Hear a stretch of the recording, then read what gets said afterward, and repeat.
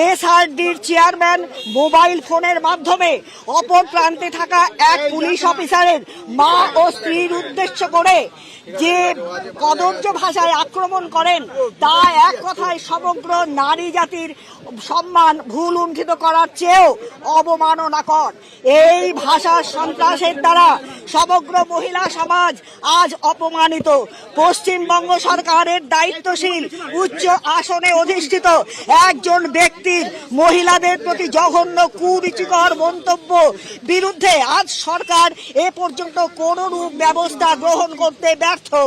এমনকি এই কুখ্যাত ব্যক্তিকে কোন রকম সাজা প্রদানের ক্ষেত্রেও সরকার সম্পূর্ণরূপে ব্যর্থ।